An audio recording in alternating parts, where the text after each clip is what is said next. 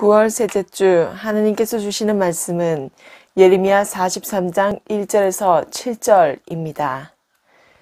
예레미야가 모든 백성에게 그들의 하나님 여호와의 말씀 곧 그들의 하나님 여호와께서 자기를 보내사 그들에게 이르신 이 모든 말씀을 말하기를 마치니 호사야의 아들 아사랴와 가레야의 아들 요하난과 모든 오만한 자가 예레미야에게 말하기를 내가 거짓을 말하는도다.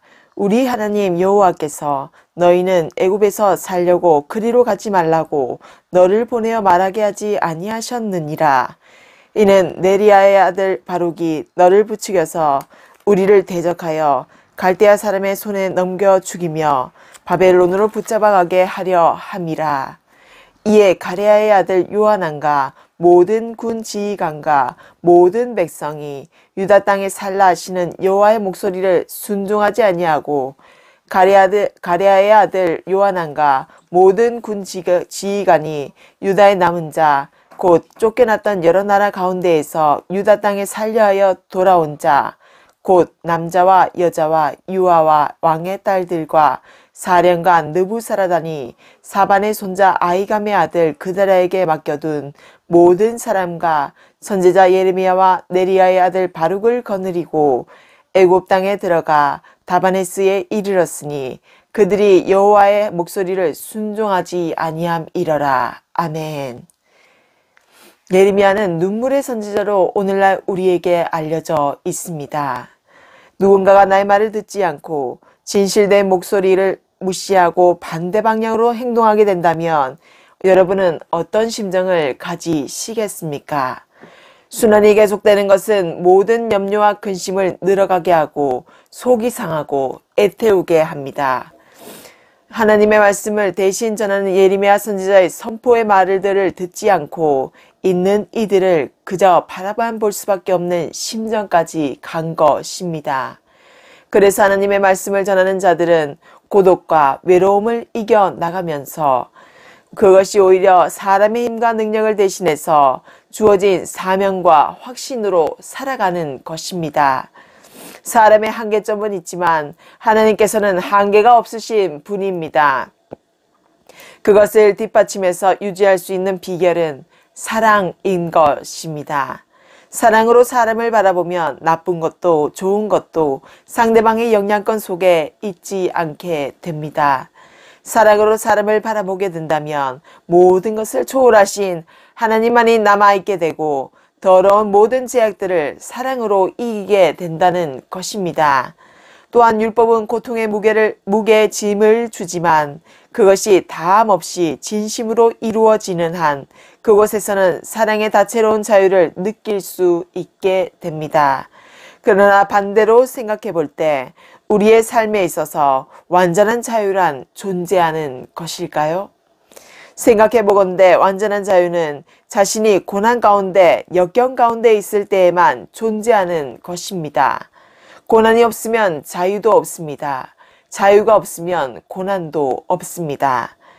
이것이 절대적인 진리이며 확실한 이유가 되는 셈입니다.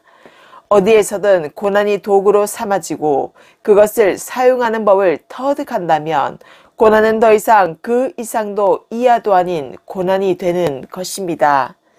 바로 내 것이 되는 것입니다. 삶에서 살아갈 때 내 것 하나쯤은 있어야 하지 않겠습니까? 깨달은 삶의 마지막 여정은 순환으로 인해서 강해진 믿음을 발휘하는 것입니다. 삶은 개개인마다 다르고 개인의 특성이나 취향도 다르기에 서로를 이해하는 데에는 많은 분쟁과 논란이 일어나기 마련입니다. 그러므로 예레미야의 선포는 형식에 맞춘 예언이 아닙니다. 아주 자유로운 언어를 구사하고 있습니다. 예레미야를 통해서 하나님께서 말씀하시고자 하는 것은 무엇이었을까요? 그것은 아주 단조롭지만 복잡 미묘하기까지 합니다. 예레미야는 처음에는 작은 아이라서 말 못하는 자라고 자신을 하나님께 소개했습니다. 그러나 그는 점차적으로 하나님의 말씀에 순종하게 되면서 온갖 순환을 당하면서 맷집이 강하여졌고 풍부한 훈련의 과정들을 통해서 실전에서는 사람들에게 강하고 담대하게 하나님의 말씀을 선포할 수 있게 된 것이었습니다. 이제 그는 말씀과 율례들을 가지고 자신의 것으로 가지고 노는 즐길 줄 아는 재주를 가졌습니다. 시간에 얽매이지 않는 말씀을 비롯해 과거의 자신의 모습에서 나오는 언어는 진화 감에 따라 최고의 상상력을 가진 언어만이 살아남으며 잠깐 있다가 갈 언어가 되어도 정작 본인은 만족할 줄 안다는 것입니다. 그의 말씀에 순종한 예레미야는 다채롭지만 하나의 문장으로 완성된 그의 삶에도 미치는 영향력을 발휘할 줄 아는 지경까지 오르게 됩니다. 그는 외롭고 고독이 가득한 하나님의 길을 따라 순종하는 삶의 노고들을 그리고 있으며 그로 인해 시대적 배경까지도 어떠한 상황에서 쓰는 글인지를 대충 우리로 하여금 짐작하게끔 합니다. 그를 통해서 완성된 말씀은 우리에게도 많은 영광과 교훈을 안겨다 줍니다. 그리고 진정으로 우리가 살아온 삶의 방향성에 대해서 고뇌하게 되고 예레미야의 시대적 상황을 이해하고 왜 눈물로써 그가 호소하면서 믿지 않고 우상 숭배를 하는 자들을 위해서 울었는지를 몸소 실천하면서 깨닫게 되는 것입니다. 그의 선포는 아름답고 연인을 그리워하는 사랑과 로맨스와는 거리가 먼 언어입니다. 그의 말 한마디 한마디는 우리가 지니고 있는 보편적인 언어와는 완전히 스타일 자체가 다릅니다.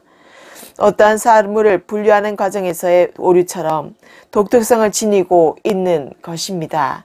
믿지 않고 순종하지 않는 자들과는 비교가 된다는 것입니다. 어떤 뛰어난 학자도 예레미야의 정형화된 구색을 갖춘 겉멋만 가득한 마음보다는 좀 더 명확하지만 때로는 희미하기도 하고 때로는 간접적이지만 직접적인 그의 언어에서 나타나는 특징은 우리가 살고 있는 삶과 질에서 느껴지는 정서적인 말씀과 선포이자 현재를 살아가는 우리에게 잊혀지지 않는 기억에 영원히 남을 만한 말씀들과 그의 삶을 그리는 시대의 세계관을 예술적으로 승화된 감격으로서 보여준다는 것입니다. 그는 현재와 과거를 연결시켜서 미래로 열어갈 줄 아는 한 인격체입니다. 그는 혁명의 시대를 많이 겪었으며 동시에 많은 고난을 당했습니다. 그러한 시대와 그러한 그의 삶에 있어서 선지자의 역할로서는 운명적으로 다가와서 삶의 모든 짐들을 풀어헤쳐 오늘날 우리에게도 삶으로 살아낼 수 있는 정글 같은 말씀으로서 나타내는 진가를 발휘하였던 것입니다. 그러므로 아무리 많은 고난과 순환이 온다 해도 그것은 수치와는 거리가 멀다는 것입니다. 우리의 상처와 아픔들을 부끄러워할 필요가 없습니다. 당당히 살아낸 자신과의 싸움에서 이기었노라고 말씀대로 살았더니 내 삶의 변화가 찾아왔다고 자신있게 고백하는 것이 진정한 삶을 살아낸 자들의 유일무이한 하나님을 찬양하는 것입니다. 그래서 우리는 더욱더 하나님과 멀어지지 않기 위해서 노력해야 하는 것입니다. 삶이 가치 있다면 그것은 하나님의 은혜가 나를 사로잡고 애워싸고 있을 때 비로소 깨닫게 된다는 것입니다. 그렇다면 그의 고난이 과거의 그 시대적 배경 작품과 의미를 동시에 제시하였다면 지금 현 시대를 살아가는 우리에게 미치는 영향은 무엇일까요? 그가 남긴 주옥 같은 말씀들을 통해서 우리는 무엇을 느끼면서 하루하루를 몸바쳐 살아내고 있는 것일까요? 그가 생각하는 지금의 미래는 건물이나 스마트폰의 발전과 같은 외관적인 모습은 변해도 내면적인 모습은 여전히 시대의 정신을 타고난 내재적 모습은 변하지 않았다는 것을 의미합니다. 그럼으로써 우리가 공무원이 되기 위해서 공부하고 그리고 대기업에 입사하기 위해서 그에 따른 규율들을 열심히 숙지하고 그리고 취업을 해서 노동을 하고 결국에는 청춘을 다 바쳐서 살아간다 한들 인간은 다시 늙어가고 자연으로 돌아가게 되어 있다는 것입니다. 우리가 살아가는 하루하루의 시간들이 정서적으로는 과거와 변하지 않았다는 것입니다. 진리의 말씀은 복음은 영원히 변하지 않고 흘러가는 시대와는 상관없이 영원 불변한다는 것을 알 수 있습니다. 비록 정신적인 면에서 더 편리한 환경에 의해서 정신적인 질병으로 우리의 책임과 의지는 조금 변화했을지 몰라도 시대의 정신, 한 나라를 살리고자 하는 민족의 토대는 변하지 않은 것입니다. 세월이 지나도 선지자 예레미야가 보여주는 시대상의 우리의 정신은 한 민족이라는 관점으로 집중하게 되면서 현 시대를 살아가는 우리에게 미치는 영향력이 엄청 큽니다. 그의 선포된 말씀들을 통해서 많은 것을 깨닫게 되고 그의 글을 통해서 오늘날 삶을 지탱해주는 한자락의 소망이 된다는 것입니다. 그래서 하나님 없이는 우리는 아무것도 할 수 없는 존재라는 것을 예레미야의 선포를 통해서 절실히 알 수 있게 됩니다. 왜냐하면 그것은 예레미야의 삶이 전적으로 하나님을 향한 순종의 덩어리로 집합되어서 헌신하고 희생하는 예레미야의 선지자적인 모습을 발견하게 될 수 있기 때문입니다. 그렇다면 예레미야의 삶과 우리의 삶에 관해서 고난이란 무엇일까요? 단순히 한마디로 답을 내리기에는 많은 생각이 드는 지점입니다. 고난은 어디서부터 흘러들어온 것인가에 대한 생각도 얼른 답을 내리기는 어렵습니다. 저는 이러한 의무증이 드는 이유로부터 분석하고 연구하는 데는 내 안에 진리를 발견하게 되는 고난의 시작점에서 그 의미가 큽니다. 저의 삶에 대해서 말하자면 저는 태어나면서부터 가정폭력의 피해자였습니다. 14살 때 목사님이셨던 아버지께서 농약을 드시고 자살을 하셨고 어릴 때 가까운 누군가로부터 성추행을 당했습니다. 그 당시에는 정말 힘이 들었습니다. 누구에게 호소할 수도 없고 살려달라고 말할 수도 없는 노릇이었습니다. 당시 상담이나 치유라는 단어는 우리나라가 상용화되기 시작한 시점이 아니었기에 이러한 문제는 혼자서 해결해야만 했습니다. 고등학교를 최우수 성적으로 졸업하였지만 가난이라는 단어 하나로 저는 대학을 포기하고 LG 디스플레이라는 곳에 생산직을 맡아 일하고 있었습니다. 밤낮으로 교대 공부를 하다 보니 성격이 예민해져 갔고 남들처럼 정상적인 주간 일을 하고 싶은 바람이 간절했습니다. 직장 생활을 한 지 7년 만에 퇴직을 하고 다시 떼돌아 살게 되다가 신학교에 들어가서 지금은 목사 안수를 받고 목사가 되었습니다. 지나간 세월들을 돌이켜보면 아직 심리적인 상태는 완전히 끝나지 않았고 마음의 상처도 아물지 않았지만 지금은 무덤덤한 상태입니다. 하지만 내 인생의 전부를 걸 만한 장점은 그러한 고통들이 그리고 어두운 그늘들이 나를 오히려 성장하게 해주었다는 것입니다. 그러므로 사람의 삶은 똑같습니다. 단지 시점이 다를 뿐입니다. 어릴 적에 산전수전 시행착오를 많이 겪은 자일수록 유리한 것은 제 경험으로 볼 때 매우 유익하기까지 합니다. 어릴 적에 고난을 받지 않고 유복하게 살아온 사람들은 자식에게 속삭이고 또 다른 경로로 고난을 받게 된다는 것입니다. 고난이 없으면 문제가 있는 것이고 고난이 있으면 문제가 없는 것입니다. 왜냐하면 고난이라는 도구가 사용될 때는 엄청난 잠재적인 힘을 가지고 다양한 가능성과 능력을 생산해내기 때문입니다.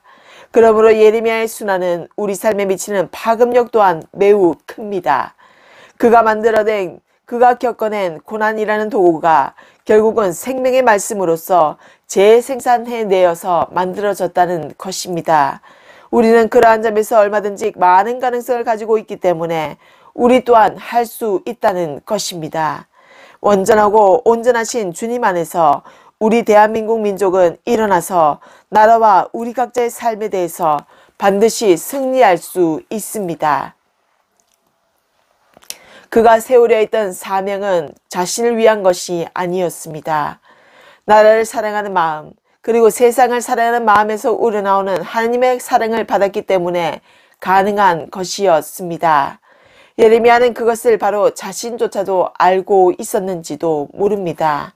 하지만 영적인 세계라는 복합적인 예술성에서 뛰어난 인정을 받았기에 그는 그의 공로들을 알고 있었을지도 모른다고 조심스럽게 유추해 봅니다. 예레미야가 말하고자 하는 바를 바로 알 수 있게 된 이유는 그의 예언적 말씀을 통해서입니다.